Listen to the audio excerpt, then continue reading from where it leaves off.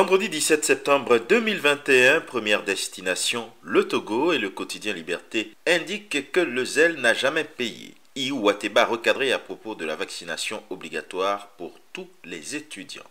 Après la vaccination obligatoire, la démocratie obligatoire, lit-on juste en dessous. Avec le quotidien L'Union, le Gabon pleure un homme, Casimir Oyemba, mort d'un géant. L'ancien Premier ministre, également ancien gouverneur de la BEAC et figure de l'opposition, plus de 40 ans de vie publique derrière lui, est mort hier matin dans un hôpital parisien à l'âge de 79 ans. Une disparition qui a provoqué tristesse et émotion parmi la classe politique et au-delà. Le président Ali Bongo Ondimba saluant la mémoire d'un homme d'État qui aura consacré sa vie à la chose politique.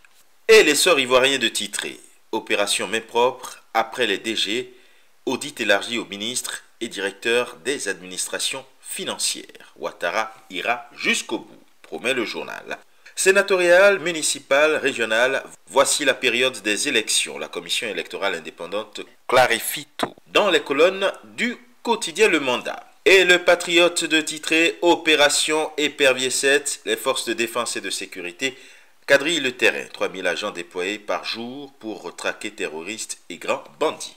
Le Nouveau Réveil propose le probable agenda du président Bédié, rentré de Daokro hier, malgré le deuil qui le frappe.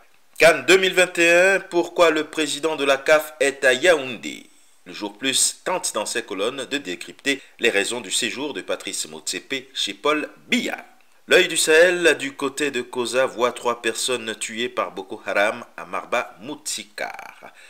Une question en manchette d'Info Matin, Cannes 2021, Olembe hors jeu, point d'interrogation. Les dirigeants de la CAF, le président et le secrétaire général seront reçus ce jour au Palais de l'Unité pour exprimer au chef de l'État Paul Biya pas un autre glissement mais leur décision, éventuellement de délocaliser la poule qui devait accueillir cette arène de 60 000 places et dont l'achèvement du chantier joue toujours des prolongations. Cameroun Tribune rassure en sa manchette, importation des produits de première nécessité, ce n'est pas une fatalité. Au Sénégal, Le Soleil s'intéresse aux activités pharmaceutiques de Médis en disant que la relance est prévue avant la fin du mois. Emprisonnement des activistes Simon et Kilifeu à la une de Walf Quotidien, l'opposition fait bloc derrière Y'en a marre. Concours direct de l'ENA suspendu, décision suprême, c'est ce que dit le quotidien. Une vingtaine de candidats fonctionnaires avaient saisi la haute juridiction après leur exclusion. Les épreuves étaient prévues demain pour le cycle A. Retour à l'ordre constitutionnel et libération du président Condé. Tribune dit que la CEDEAO asphyxie Doumbia. Au Bénin maintenant, le matinal emmène ses lecteurs du côté de l'Assemblée nationale avec la question du mandat unique qui refait surface. Les députés saisis par une coalition de jeunes.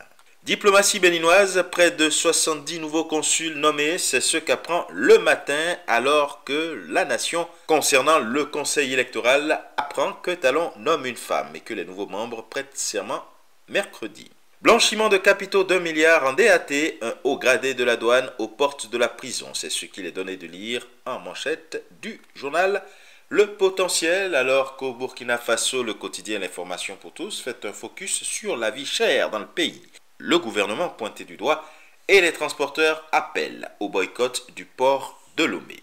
Atterrissage du côté du royaume chérifien et le journal Le Matin de dire que le Maroc met en avant devant le Conseil des droits de l'homme de l'ONU l'adhésion de la population du Sahara aux institutions nationales. Élection du 8 septembre, une preuve irréfutable de l'attachement des provinces du Sud à leur identité marocaine.